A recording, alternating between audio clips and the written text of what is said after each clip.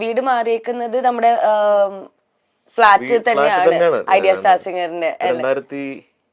2009 key കൈ കിട്ടി. അത് ആ സമയത്ത് ശരിക്കും അവിടെ അതൊക്കെ ഇങ്ങനെ നടക്കുന്നുണ്ടായിരുന്നുള്ളൂ, ആ ഷോ നടക്കുന്ന സമയത്ത്. പിന്നെ 2011 ഞാനവിടെ സെറ്റിൽഡ് ആയി.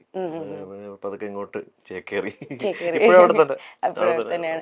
ഞങ്ങളിങ്ങനെ കുറെ കേട്ടിട്ടുണ്ട്, ലൈക്ക് ഇങ്ങനെ ഫൈനലി പ്രൈസും കാര്യങ്ങളൊക്കെ കിട്ടുമ്പോൾ കുറച്ച് ബുദ്ധിമുട്ടൊക്കെയാണ് ഈ ഒരു അപ്പാർട്ട്മെന്റിന്റെ കാര്യം. പലരും ചോദിക്കാറുള്ള ഒരു ക്വസ്റ്റ്യൻ എന്നെ കാണുമ്പോഴത്തേക്ക്. പക്ഷെ എനിക്ക് അങ്ങനത്തെ ബുദ്ധിമുട്ടൊന്നും നേരിട്ടില്ല. എനിക്ക് തന്നത് കോൺഫിഡന്റിന്റെ റോയ് സാറിന്റെ ഫ്ലാറ്റാണ്. അപ്പൊ അത് ആ സമയത്ത് അദ്ദേഹം എനിക്കെല്ലാം കംപ്ലീറ്റ്ലി രജിസ്ട്രേഷൻ ഉൾപ്പെടെ ഫ്രീ ഓഫ് കോസ്റ്റിനാണ് കേട്ടോ തന്നത്.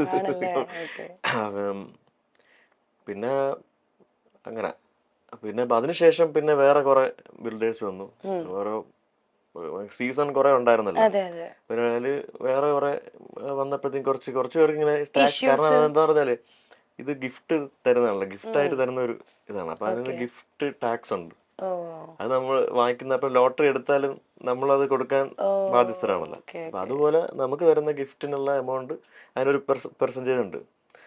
അപ്പൊ അത് നമ്മള് അടയ്ക്കണം. അത് ഒബിയസ്ലി. അപ്പൊ അതാണ് എല്ലാവർക്കും ഒരു ഇതൊന്നും നമ്മൾ അറിയണില്ല, നമ്മൾ ന്യൂസ് നോക്കുമ്പോ ഇങ്ങനെ പറ്റിക്കപ്പെടുന്നു അങ്ങനെ ഇങ്ങനെയാണ്. പക്ഷെ ശരിക്കും ഞാൻ അറിയണത് തലേ ദിവസം കേട്ടോ. പക്ഷെ ഫൈനൽ ഫിനാലേക്ക് ഒരു 2 ദിവസം മുമ്പേ ആണ് ഈ കാര്യം എല്ലാവരും കൺവേ ചെയ്യണം. കാരണം കറക്റ്റായിട്ട് അറിയില്ല. പക്ഷെ അന്നത്തെ കാര്യം അറിഞ്ഞാലും അറിഞ്ഞില്ലെങ്കിലും നമുക്കൊരു ഇങ്ങനൊരു പ്ലാറ്റ്ഫോം വഴി ഇത്രയും ആൾക്കാരിൽ എത്തുക എന്നുള്ള, ഫ്ലാറ്റൊക്കെ പിന്നത്തെ സെക്കൻഡറി. പക്ഷെ അത് കിട്ടിയ സന്തോഷം. പക്ഷെ ഏറ്റവും കൂടുതൽ എന്തോ നമുക്ക് ഇത്രയും ആൾക്കാരുടെ ഇടയിൽ ഒരു സാധനം, ഒരു സംഭവം കിട്ടുക എന്നുള്ളതാണ്. അതിന്റെ നന്നായിട്ട് പാടുക എന്നുള്ളതാണ് ഓരോ റൗണ്ടും. അപ്പൊ അതിലോട്ട് ഇപ്പൊ അങ്ങനെ പറഞ്ഞപ്പോ വലിയ ഇതൊന്നും തോന്നിയില്ല. ഇങ്ങനെ ഈ ടാക്സ് ഇത്രയും അടക്കണം, 1 ലക്ഷം നിങ്ങളുടെ കയ്യിൽ നിന്ന് കൊടുത്താലേ ഫ്ലാറ്റ് കിട്ടുള്ളൂ എന്ന് പറഞ്ഞപ്പോൾ. പക്ഷെ പിന്നെ ഒരു 6-7 മാസം അതിന്റെ പുറകെ ഒന്ന് ഞാൻ അങ്ങനെ പക്ഷെ പലരും ചോദിക്കുന്നുണ്ട് ഫ്ലാറ്റ് കിട്ടിയോ. ഞാൻ പറയും അവിടെ എല്ലാം ഉണ്ട്, റെഡി ആയിട്ടുണ്ട്. പക്ഷെ എനിക്ക് അതിനെ പറ്റി വേറൊരു ഐഡിയ ഉണ്ടായിരുന്നില്ല. പക്ഷെ പിന്നെ കുറെ നാൾ കഴിഞ്ഞിട്ട് എനിക്ക് അങ്ങനെ കോൺഫിഡന്റിൽ തന്നെ എന്നെ ഈ ഒരു വീഡിയോസ് കണ്ടിട്ട് ഒരു മാം എന്നെ വിളിച്ചായിരുന്നു, ഉഷ ശങ്കർ നാരായൺ എന്ന് പറഞ്ഞിട്ട്, ചെന്നൈ ബേസ് ചെയ്തിട്ടുള്ള. അപ്പൊ അവർക്ക് പൊളിറ്റിക്കലി ഒക്കെ ഉള്ളൊരു. അപ്പൊ എന്റെ അടുത്ത് ഇങ്ങനെ പാട്ടൊക്കെ ഭയങ്കര ഇഷ്ടമാണെന്ന് പറഞ്ഞു. പിന്നെ കൂടെ ഇത് ചോദിച്ചു ഫ്ലാറ്റ് എന്തായി. ഫ്ലാറ്റ് ഇപ്പം എനിക്കറിയത്തില്ല എന്താ സംഭവം എന്ന് അറിയത്തില്ല, പക്ഷെ എന്താന്ന് അറിയില്ല. പിന്നെ അതിനുശേഷം ഒരു 1 വീക്ക് കഴിഞ്ഞപ്പോഴത്തേക്കും ചിലപ്പോ ആന്റി ചിലപ്പം സംസാരിച്ചിട്ടുണ്ടാവാം, മേ ബി എന്താണെന്ന് അറിയില്ല. ആ ഒരു സമയത്ത് തന്നെ കംപ്ലീറ്റ്ലി എല്ലാം റെഡിയായി വന്നു ചേർന്നു. പിന്നെ ഈ പറഞ്ഞ പോലെ ആദ്യം ഈ ടാക്സ് അടയ്ക്കാൻ നിങ്ങൾക്ക് ഓക്കെ ആണോ എന്നൊക്കെ ചോദിച്ചിരുന്നു എന്റെ അടുത്ത്. മീറ്റിംഗ് ഉണ്ടായിരുന്നു അവരായിട്ട്. നമ്മള് എങ്ങനെയെങ്കിലും ഫ്ലാറ്റ് എടുക്കാം, നമുക്ക് അതിന് ഇപ്പം നമ്മളൊന്നും ചിന്തിക്കണില്ല, പക്ഷെ ഫ്ലാറ്റ് നമുക്ക് എടുക്കാം, എന്തായാലും ഇതുവഴി കിട്ടിയതല്ലേ എന്ന് പറഞ്ഞു. പക്ഷെ അവരെന്നെ ഡിസിഷൻ എടുത്ത് എന്നെ അവരുടെ ഒരു 2 വർഷത്തേക്ക് അംബാസഡർ ആക്കി കോൺഫിഡന്റിന്റെ. അപ്പൊ ആ ഒരു വകയിൽ ഇങ്ങനെ കംപ്ലീറ്റ്ലി സെറ്റിൽ ചെയ്ത് തന്നു. അപ്പോ നമുക്ക് സെഗ്മെന്റിലേക്ക് പോവാം. സിമ്പിൾ സാധനമാണ്, തിരനോട്ടം സെഗ്മെന്റ്. അതായത് ചേട്ടന്റെ കാഴ്ചപ്പാടിൽ ഞാനൊരു 4-5 ടോപ്പിക് പറയും, അതിനെപ്പറ്റി ഒന്ന് പറയാം, സംസാരിക്കാം. 2 വരി. Okay, first one, beauty of music. ഇതൊക്കെ ഭയങ്കര ആധികാരികമായ ചോദ്യമായി പോയി. സംഗീതത്തിനെ കുറിച്ച് ദ ബ്യൂട്ടി ഓഫ് മ്യൂസിക്, അല്ലെങ്കിൽ how it has influenced U. അതല്ല നമ്മൾ ഇത്ര നേരം പറഞ്ഞോണ്ടിരുന്നത്.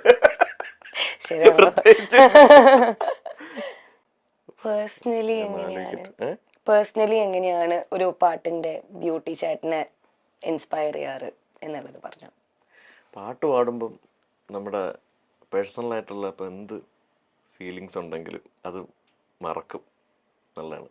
അപ്പം എനിക്ക് മനസ്സിലായിട്ടില്ല, എന്ത് ദുഃഖം ഉണ്ടെങ്കിലും പാട്ട് പാടിയ ആ ഒരു ദുഃഖത്തിന് അവിടെ സ്ഥാനമില്ല.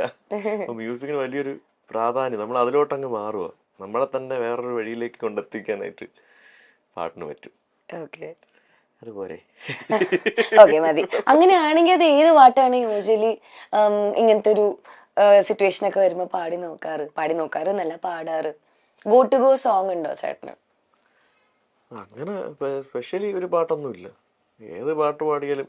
ഇപ്പം ഒരുപാട് മാനസിക പ്രശ്നമുള്ള സമയത്ത് അല്ലെങ്കിൽ സമയത്ത് സ്റ്റേജ് പ്രോഗ്രാംസ് ചെയ്തിട്ടുണ്ട്. അപ്പൊ അന്നേരം നമ്മൾ പല പാട്ടുകളും നമുക്ക് വേറൊരു മൂഡിലോട്ട് മാറുക. അത്രയും എക്സ്ട്രീം ദുഃഖമാണെങ്കിൽ പോലും നമുക്കൊരു മ്യൂസിക് ഉണ്ടെങ്കിൽ നമുക്ക് അതൊക്കെ മറക്കാൻ പറ്റും. ബ്യൂട്ടി നമുക്കെല്ലാം മറക്കാൻ പറ്റും. Music in daily life. വീണ്ടും സംഗീതം തന്നെയാണ്, എല്ലാം സംഗീതം റിലേറ്റഡ് ആണ്. പാട്ട് എപ്പോഴും കൂടെ ഉള്ളതാണ്. എവിടെ പോയാലും ഇങ്ങനെ മൂളിപ്പാട്ട് കൂടെ ഇരിക്കുന്നെല്ലാം ചോദിക്കും ഇങ്ങനെ ഫുൾ ടൈം പാടിക്കൊണ്ടിരിക്കുകയാണ്. പക്ഷെ അതേസമയം ഇവിടെ ഇരുന്ന് പാടിക്കൊണ്ടിരിക്കുന്നു. അതേസമയം കാറിൽ കയറി ഒരു പാട്ട് പ്ലേ ചെയ്ത് കഴിഞ്ഞാൽ ഓഫ് ചെയ്യാൻ പറയും. എന്താണെന്നറിയില്ല. പക്ഷെ ഫുൾ ടൈം ചിലപ്പോൾ പാട്ട് ഇങ്ങനെ കൊണ്ട് നടക്കണോണ്ടായിരിക്കാം. ചില പാട്ടുകൾ ചിലതൊക്കെ റേഡിയോ എന്തെങ്കിലും കേട്ട് കഴിഞ്ഞാൽ പെട്ടെന്ന് ഓഫ് ചെയ്യും. ചിലതിങ്ങനെ സമയത്ത് എപ്പോഴും ഇങ്ങനെ പാട്ട് നമുക്കത് പറ്റൂലെന്നായിരിക്കും. അതിനൊക്കെ ഒരു സമയവും കാലമുണ്ട്. സമയമുണ്ട് ദാസാന്ന് പറയുമ്പോൾ. അതെ. ഓക്കെ. റിഗ്രറ്റ് അങ്ങനെ അധികം റിഗ്രറ്റ് ഒന്നും ലൈഫിൽ അങ്ങനെ ഉണ്ടായിട്ടില്ല. അങ്ങനെ ഓർമ്മിക്കത്തക്ക റിഗ്രറ്റ് ഒന്നും. എന്നാലും ഒരെണ്ണം തെറ്റുകളൊന്നും ചെയ്തിട്ടില്ല. അതാണ് അങ്ങനെ ഒരു വഴിയില്ലല്ലോ. പിന്നെ അറിയാണ്ട് പോയ പല കാര്യങ്ങളുണ്ട്. ഇപ്പം എന്നെ ഒരു മേജർ സിനിമ അത് എനിക്ക് ഉറപ്പ് പറയാൻ പറ്റില്ല. പക്ഷെ എനിക്ക് അതാണെന്നാണ് ഞാൻ കരുതുന്നത്. മങ്കൊമ്പ് സാറിന്റെ കോൾ ചെയ്തിട്ടുണ്ട് എപ്പോഴും ഒരിക്കൽ. അപ്പൊ എനിക്ക് അന്ന് എന്തോ ഒരു ഷോ പുറത്തെവിടെ എന്തോ ഷോ കമ്മിറ്റ് ചെയ്ത് കാരണം എനിക്ക് ആ റെക്കോർഡിങ്ങിന് പോകാൻ പറ്റിയില്ല. മേ ബി ചിലപ്പോ അത് മറ്റേ ബാഹുബലിന്റെ ഫസ്റ്റ് ഇറങ്ങിയ സമയത്ത് ഒരു പാട്ടിന് വേണ്ടിട്ട് വിളിച്ചതാവാം. എനിക്കത് ഉറപ്പില്ല. പക്ഷെ മേ ബി ആയിരിക്കാം. അപ്പൊ അതിനെ പിന്നെ ഞാൻ അയ്യോ ചിലപ്പോ ഇതിനായിരിക്കുമല്ലോ ഞാൻ കണക്ട് ചെയ്ത് ചിലപ്പോ ചെറിയൊരു വിഷമമായി പോയി. പക്ഷെ എന്നാലും എനിക്ക് പറ്റാത്തൊരവസ്ഥയായി പോയി. അറിഞ്ഞുകൊണ്ട് ചെയ്ത് തെറ്റായിരിക്കും അല്ല. പ്രോഗ്രാം എന്ന് പറഞ്ഞാൽ പുറത്ത് കമ്മിറ്റ് ചെയ്തിട്ടുള്ള സംഭവം നമുക്കൊന്നും ചെയ്യാൻ പറ്റാത്തതാ. അറിയത്തില്ലായിരുന്നു. ഐ മീൻ മാറ്റാൻ പറ്റാത്തൊരവസ്ഥ.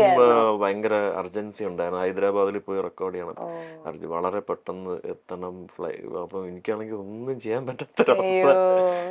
അന്നാണ് ഈ പ്രോഗ്രാംസ് ഒക്കെ അത്യാവശ്യം നിറഞ്ഞു നിൽക്കുന്ന അവസ്ഥ. എല്ലാ സ്ഥലത്തും പോയി പ്രോഗ്രാം അങ്ങനെ എല്ലായിടത്തും പോയി പാടുന്ന സെലക്റ്റീവ് അല്ല, എല്ലായിടത്തും ഗസ്റ്റ് ആയിട്ടും പോയി ഒക്കെ പാടുന്ന ഒരു കാലമായിരുന്നു. അപ്പൊ അങ്ങനെ അങ്ങ് പോയി ആ പാട്ട്. അപ്പൊ അത് ഇപ്പൊ പെട്ടെന്ന് ചോദിച്ചപ്പോ കേട്ടോ ഓർമ്മ വന്ന കാര്യം. സാരില്ല, അത് പോയി. പക്ഷെ ഇനിയും വലിയ വലിയ പടങ്ങൾ വരും. ഓക്കെ, നെക്സ്റ്റ് റിജക്ഷൻ വളരെ ചെറുതിൽ എൻ്റെ ലൈഫിൽ 2-3 ഇൻസിഡന്റ് ഉണ്ടായിട്ടുണ്ട്. അതായത് ഞാൻ ഒരു 3rd സ്റ്റാൻഡേർഡ് പഠിക്കുമ്പോൾ ഒരു ക്ലബിന്റെ ഒരു പ്രോഗ്രാം അല്ല ഒരു കോമ്പറ്റീഷൻ, അന്ന് അതിന്റെ ഒരു കാലഘട്ടമാണ് യൂത്ത് ഫെസ്റ്റിവലും. അപ്പൊ ഉമ്മ എല്ലായിടത്തും കൊണ്ടുപോകും. മത്സരം എവിടെ ഉണ്ടോ അവിടെ എല്ലാം കൊണ്ടുപോയി പാടിപ്പിക്കുമ്പോൾ അപ്പൊ എനിക്ക് ഒരിടത്ത് പോയി ഫസ്റ്റ് കിട്ടി. പിറ്റേ ദിവസം പത്രത്തിലൂടെ അറിയുക ഫസ്റ്റിലെടുത്ത ഗാനം നജീം അർഷാദ് എന്നൊക്കെ പറഞ്ഞ് എഴുതി. ഭയങ്കര സന്തോഷമായി വീട്ടില്. അത് എന്റെ കാണാം ഫസ്റ്റ് പത്രത്തിലുണ്ട് എന്നൊക്കെ പറഞ്ഞു. അപ്പൊ എന്നിട്ട് അങ്ങനെ സമാപന ദിവസം സമ്മാനം വാങ്ങിക്കാൻ വേണ്ടി ഞങ്ങളിങ്ങനെ പുതിയ ഉടുപ്പൊക്കെ ഇട്ട് ഉമ്മ വാപ്പയൊക്കെ എല്ലാവരുമായിട്ട് പോണ വാപ്പയമ്മ ഉണ്ടാവും. അപ്പം അവിടെ ചെന്ന് പ്രൈസ് വാങ്ങാൻ നേരത്ത് ലൈറ്റ് മ്യൂസിക് എന്ന് പറയുമ്പോഴത്തേക്ക് വേറൊരു പയ്യന്റെ പേര് പറയുമായിരുന്നു അന്ന്. നമ്മള് പ്രശ്നമൊന്നും ഉണ്ടാക്കാൻ അങ്ങനൊന്നും പോയില്ല. നമ്മൾ ഈ പത്രത്തിലുള്ള ഇത് മാത്രമേ ഉള്ളൂ. പക്ഷെ അവിടെ ചെന്ന് അവര് പ്രൈസ് മാറ്റി കൊടുക്കുമായിരുന്നു ചെയ്തത്. അപ്പൊ അന്ന് തൊട്ട് ചെറുതിലേ ഉണ്ട് ഈ റിജക്ഷൻ ഇടക്കിടക്ക്. പിന്നെ ഒരു ഒരു ഹൈസ്കൂളിലൊക്കെ ആയ സമയത്ത് ഇതുപോലെ കലാപ്രതിഭ പോയിന്റ് ഏറ്റവും കൂടുതൽ പോയിന്റ് കിട്ടുമ്പോൾ അത് ഈ പറഞ്ഞ ഒരിക്കൽ എനിക്ക് ഒരു ഡിസർവിങ് ആയിട്ടുള്ള ഒരു അവസ്ഥ വന്ന സമയത്ത് അവർ മാറ്റി കൊടുത്തു. പക്ഷെ ഇതിനൊന്നും നമ്മള് ഒന്നിനും പോയിട്ടൊന്നുമില്ല, അങ്ങനെ പ്രശ്നമൊന്നുമില്ല. പിന്നെ ലൈഫിൽ ഇങ്ങനെ ഇടയ്ക്കിടയ്ക്കിടയ്ക്ക് വരും പല പാട്ടുകളും റെക്കോർഡിംഗ് ആണ്, അതിപ്പോഴും കണ്ടിന്യൂ ചെയ്തോണ്ടിരിക്കുക. പാടി നമ്മൾ അത്രയും ഒരു പാട്ട് അത്ര എഫേർട്ട് എടുത്ത് പാടുന്നതായിരിക്കും. അത്രയും ഹെൽത്ത് ഒക്കെ നോക്കി മെഡിസിനൊക്കെ കഴിച്ചിട്ടായിരിക്കും പല പാട്ടുകളും ഞാൻ പോയി. തൊണ്ടയൊക്കെ ചിലപ്പോ എപ്പോഴും നമ്മൾ വിചാരിക്കും പോലെ കയ്യിലായിരിക്കില്ല. അപ്പൊ അത്രയും ഒരു എഫേർട്ട് എടുത്ത് ഡെഡിക്കേറ്റ് ചെയ്തിട്ടാണ് ഒരു പാട്ട് പാടി ഒരു ഔട്ട് എടുക്കണം. ആ പാട്ടൊക്കെ നല്ല വളരെ പുഷ്പം പോലെ ഷിഫ്റ്റ് ഡിലീറ്റ് അടിച്ച് പോയിട്ടുണ്ട്. Shift delete. അതായത് സ്മാർട്ട്